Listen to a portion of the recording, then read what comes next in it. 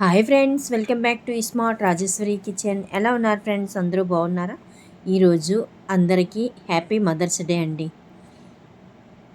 అలాగే ఈరోజు మన రెసిపీ ఫ్రాన్స్ ఫ్రై అండి. పచ్చి రొయ్యల వేపుడు. చూడండి ఎంత బాగుందో, ఎమ్మీగా ఉంది. ఎలా చేశాను ఏంటనేది మీతో షేర్ చేసుకుంటాను. ముందుగా వీడియో చివరి వరకు చూసి మీకు నచ్చితే లైక్ చేసి, షేర్ చేసి, సబ్స్క్రైబ్ చేయండి. అలాగే మీరు చేసుకొని మీకు ఎలా వచ్చిందో కామెంట్ ద్వారా కామెంట్ చేయండి. సింపుల్గా ఈజీగా ఎలాగా ఫ్రై చేసుకోండి, చాలా టేస్టీగా ఉంటుంది.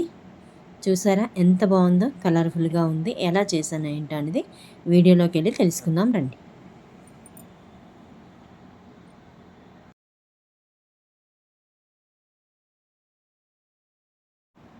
ముందుగా పచ్చి రొయ్యలు తెచ్చుకోవాలండి. చూసారు కదా, ఇవి 2 కేజీల రొయ్యలు.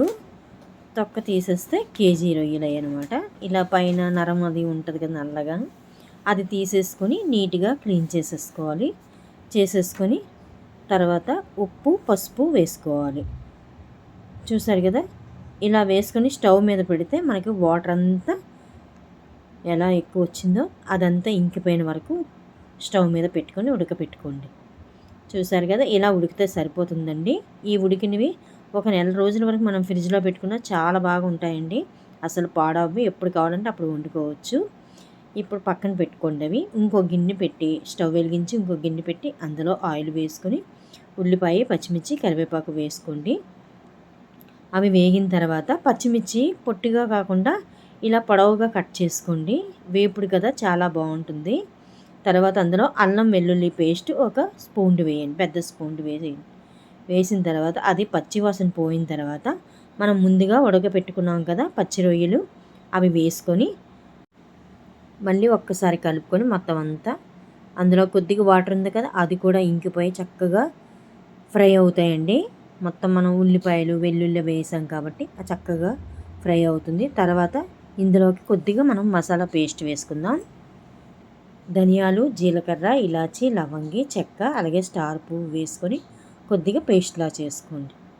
చూసారు కదా, కొద్దిగా వాటర్ వేసుకొని పేస్ట్లా చేసుకోండి. పౌడర్ అయినా చేసుకోవచ్చండి, కానీ పేస్ట్ చేసి వేయండి. ఫ్రైకి చాలా టేస్టీగా ఉంటుంది. తర్వాత ఒక టమాటీ పండు, పెద్ద సైజు ఎర్రగా పండిన పండు ఒకటి వేయండి.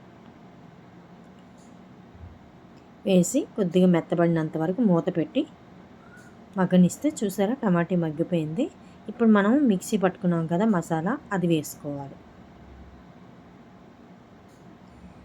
చూసారు కదా, ఇందులో కొబ్బరి, జీడిపప్పు అవి వేసుకోవచ్చండి. ఆ టేస్ట్ వేరు వస్తుంది. కానీ ఇలా వేసుకున్న టేస్ట్ అయితే సూపర్గా ఉంటుంది, సింపుల్గా ఉంటుంది, చాలా టేస్ట్గా ఉంటుంది.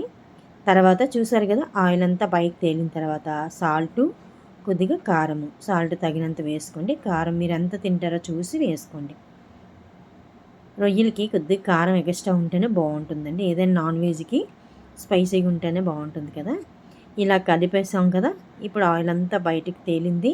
ఇప్పుడు కొద్దిగా మనం మిక్సీలోని పేస్ట్ చేసుకున్న తర్వాత గిన్నెలోని కొద్దిగా వాటర్ వేసి, ఆ వాటర్ వేయండి, మరి ఎక్కువ వేయకండి. చూసారు కదా, నేను అదే కొద్దిగా వేసానండి. వేసిన తర్వాత ఇలాగ చూసారా, మళ్ళీ ఒకసారి కలిపి మూత పెడితే ఇలా ఆయిల్ అంతా బయటకు వస్తుంది. మన కర్రీ రెడీ అయిపోయినట్టేనండి. ఇంకంతే ఫ్రెండ్స్, చూడండి ఎంత బాగా ఫ్రై అయిపోయిందో.